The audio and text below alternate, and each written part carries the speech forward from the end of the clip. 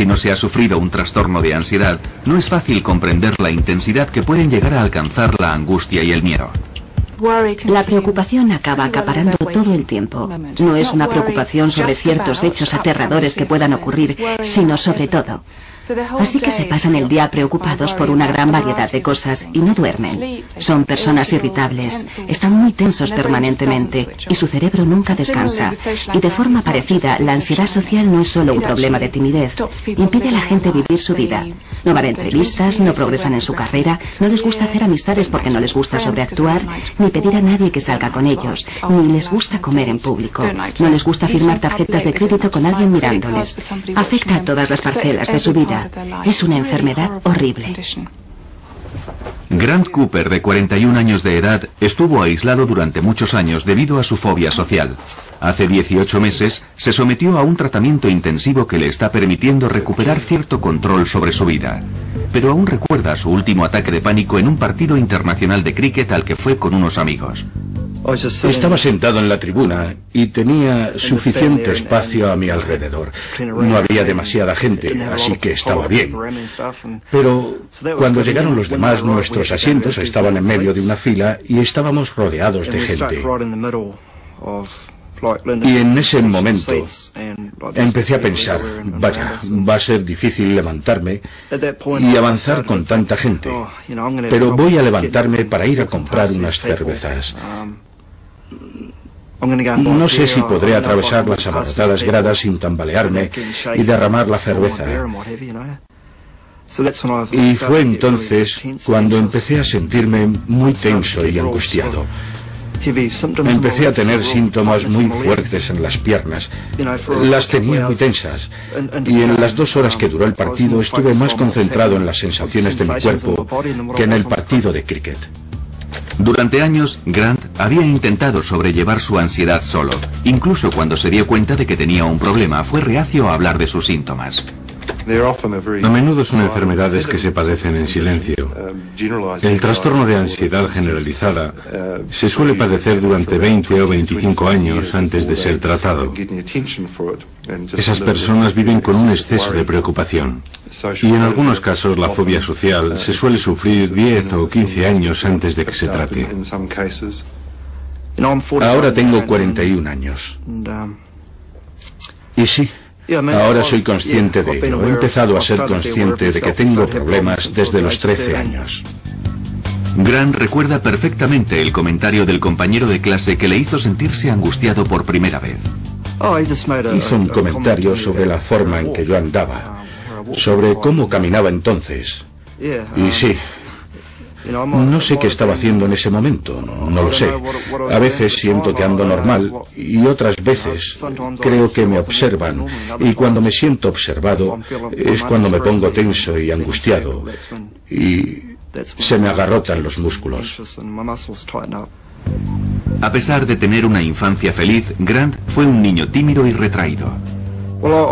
Recuerdo que era un niño nervioso y, bueno, también angustiado. Me daba miedo participar en muchos deportes y ese tipo de cosas. Era un niño muy callado y no me gustaba destacar. Pero padecer un trastorno de ansiedad no es simplemente una cuestión de timidez extrema. Las personas que sufren trastornos de ansiedad tienen quizás un tipo de personalidad subyacente muy sensible y angustiada, pero también tienen una afección que es más específica y que puede ser una ansiedad social, una fobia o lo que sea, o incluso una preocupación excesiva. Y nadie sabe en realidad por qué algunas personas desarrollan este tipo de trastornos y otras no. Es un curioso comportamiento del cerebro que no comprendemos totalmente. No sabemos por qué actúa de esa forma, si es debido a determinados percances durante la infancia, a algún tipo de vulnerabilidad genética. No sabemos por qué el cuerpo reacciona de esa manera peculiar, pero no tiene nada que ver con una posible debilidad. Estas personas no eligieron ser así, simplemente son así. Igual que otras personas que padecen otro tipo de enfermedades médicas. No es que sean más débiles, simplemente son así. Mala suerte.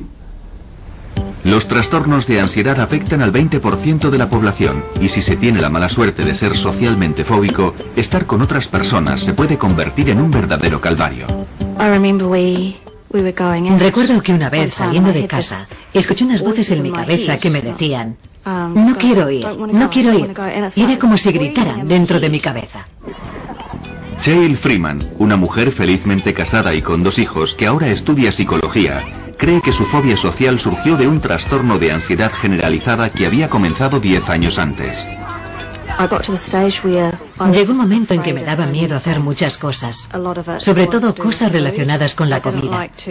No quería comer alimentos si no sabía cómo habían sido procesados.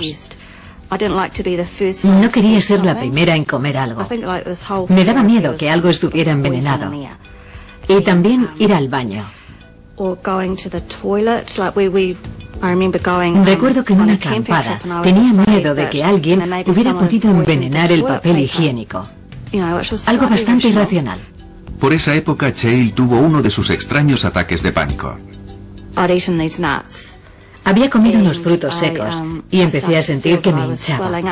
Aparte de que uno se hinche por dentro, yo creía que me estaba hinchando por fuera. Así que me fui a mirar en el espejo y me miraba y me volví a mirar y empecé a notar los síntomas. El corazón se empezó a acelerar, así que llamé a una ambulancia y me llevaron al hospital. Me conectaron a un monitor cardíaco y mi corazón iba a 100 por hora. Me asusté mucho. Creía que me moría. Cuando tuvo el siguiente ataque de pánico, el trastorno de ansiedad de Cheryl ya se había convertido en una fobia social. Me daba miedo ser juzgada y criticada por otras personas. Sentía que todo el mundo me miraba, que no era lo suficientemente buena. Ese miedo a lo que otra gente pudiera pensar de ella le provocó una grave reacción física. Si íbamos a algún sitio donde hubiera más gente, pensaba, no les gusto, no les gusto. Y empezaba a tener un ataque de pánico. Era muy duro, porque sentía un dolor muy fuerte en las piernas. Temblaba. El corazón se me disparaba. Perdía totalmente el control y mi marido terminaba llevándome de vuelta a casa.